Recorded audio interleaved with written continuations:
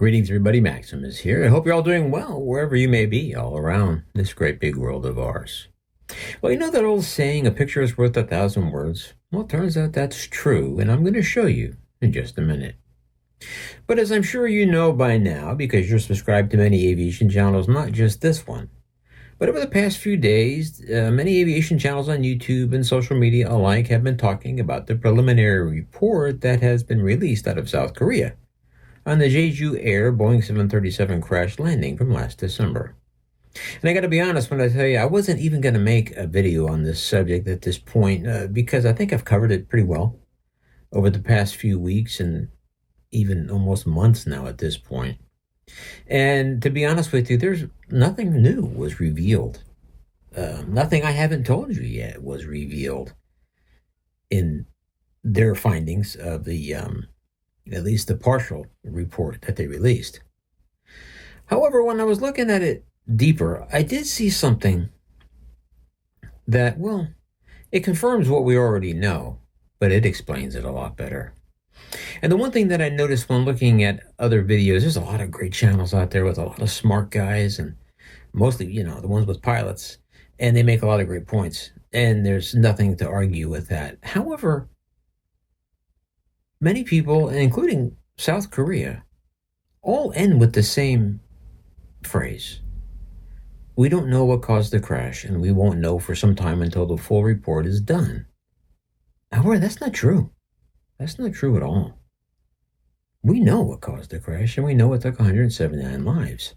And that was that concrete reinforced bunker at the end of the runway. Because until then, the plane was doing fine, albeit incapacitated. So the true answer should be, we won't know for a long time what caused the total power failure, or why the crew didn't have time to lower the gear, or why they had to come back in the same direction and didn't try and come back around on the other runway like they did on the first approach.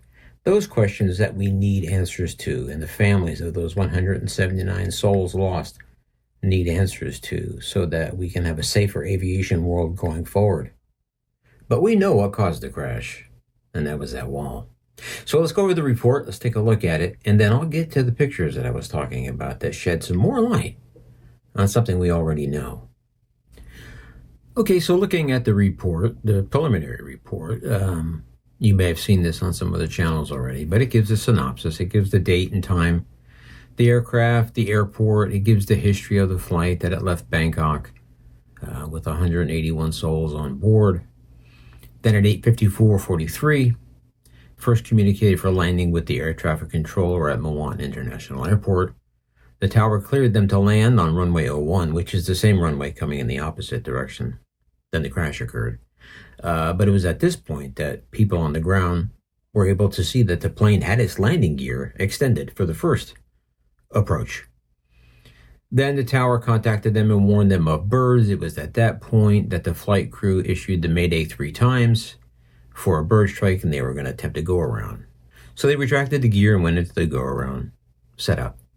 It was at that point that they did the now infamous U-turn in the sky to come back in the opposite direction with no landing gear, apparently no power, with the left engine seemingly off and the right engine still operating. To what extent it was operating, we don't know, but it does seem that it was working.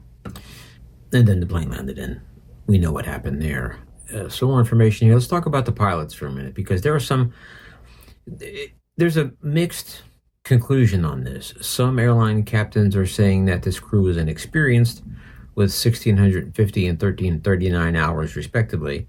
Others are saying that's a pretty good amount of time in the aircraft to where, they should have known what they were doing. So the jury's still out on that. I'm not a pilot, so I don't know for sure, but some saying it's okay. Some saying there's not a lot of time on there. So basically that's it on the report. Like I said, nothing new, nothing that we haven't already heard yet, but there are some things in the pictures I want to get to. But first, look at this video with me. Okay, this captures the emergency landing. The plane comes down perfectly on line. It's really a beautiful landing. Look at this thing, right? Grease in the center of the runway. Yeah, he landed a little bit late on the runway, but he's coming in hot, though. He's coming in fast at about 180 80 miles per hour. And you can see that the reverse thruster on that right engine is open, so it would lead you to believe that it is working, that it in fact was still working. Did they shut down the wrong engine? We don't know. That's what we have to find out. That's what the full report is going to give us. So everything was looking good, no matter what the crew was experienced, no matter what problems they were having. They got that plane on the ground. And it was a slick, really, it was a beautiful landing. Without the landing gear and everything else, those guys flew the hell out of that aircraft. Okay, here you can see the concrete bunker, the ILS bunker, what it's made out of. Reinforced concrete on the top and the bottom pillars. The top has over 30 centimeters, basically over a foot of concrete in U.S. talk. And it's just way overbuilt for what it needed to be, which is the cause of the crash for sure. Okay, now let's take a look at this angle of the crash. You can see right here, before he hits the wall, you can see the attitude of the aircraft. Right at the tip of the nose, there's the belly. Above the wall is the cockpit, below the wall is the belly and the engines of the plane. So, hang on to that thought for a second. Okay, so here's the picture I wanted to show you, because this shows the scope of everything that took place as a result of that wall. So, here we see the wall with the 30 centimeters or over a foot of concrete on top, with the 20 vertical pillars below, also of concrete. Here's the impact point right here. This is where we just looked at the cockpit above the wall and the belly of the plane below the wall. Now, you can see all the way over here, there's another wall. Now, some have postulated that had that ILS wall not been there, they still would have hit that concrete wall. But I want you to notice something. Look at the cockpit over here. Well, the top of the cockpit anyway. The bottom is off. I'll get to that in a second. The plane was skinned in half. But you can see that that cockpit shot through that brick wall, which is not reinforced. It's just cinder block bricks. Clean through, and it's in one piece. All right, so that tells you that the damage from that wall would not have been nearly as significant as the damage from the concrete reinforced bunker wall. However, the cockpit is over here, and then over here is where the wall is. Now, if we look at the belly picture, this is looking on the other side of the wall. Here's the bottom of the aircraft, a sheet from the belly, which was where the plane hit. Above that was the cockpit. Here's the aft fuselage, and here's the engines, both engines. Now, if we go back to this one, you can see that as soon as it struck that wall, it sheared the cockpit off and the bottom of the plane, really cut it in two. The belly stayed there on the hill. The rest of the plane was obliterated and disintegrated, and what wasn't disintegrated was consumed in fire. And over here, the cockpit, through the concrete wall, is in one piece. Now, nobody was able to survive this crash because no human could survive this crash. So, this picture explains everything you need to know. Now, no matter how inexperienced the crew was, no matter how many mistakes they made, no matter how affected the aircraft was by the power failure, these pilots overcame 1 in a billion odds to just get that plane on the ground. And they got it on the ground. It was coming in fast. It was coming in hot. But they were on the belly. And they were almost home. And if they just had to deal with that cinder block outer wall, yeah, sure, there would have been damage. There may have been some loss of life. But as you can see, as it punched through there cleanly, the damage would not have been nearly as much. So I realize I sound like a broken record, but it's important because this crash really affected me. This crash didn't need to have happened.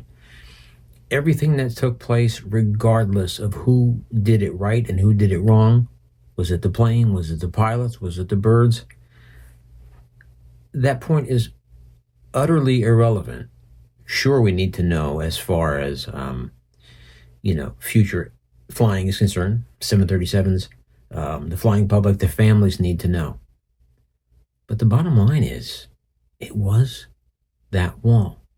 Now, South Korea says they're going to remove those walls from their airports as a result of this crash. However, sadly, they knew before this crash of the danger and left them in place. So the report doesn't shed a lot of new light. It really doesn't tell us anything we don't already know. But this picture does.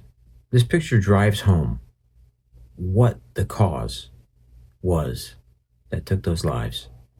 So hopefully the investigators will get to the root of the power failure, where the engine's running, where they're not running, the gear, the APU, all those questions that have yet to be answered, and give the family some closure. But that crew did a hell of a job regardless. And they got the plane in position to succeed. And they were stopped by that wall. So like I said, nothing new really. Something enlightening though. And this picture does bring into perspective what exactly happened and what caused the great loss of life. So let's hope they figure out what happened so this can never happen again and nobody has to go through this. And it's good news that South Korea is going to remove all those walls, albeit too late. That's all I have. Kind of just rambling. If I was rambling, I'm sorry. But thank you for joining me. And of course, meet me down in the comments section. Let me know what you think about all this, about the pilots, about their training, about the wall, about the power failure. What do you think? What are your thoughts? Share them with me. That's all I have for now. So until next time, as always, this is Maximus.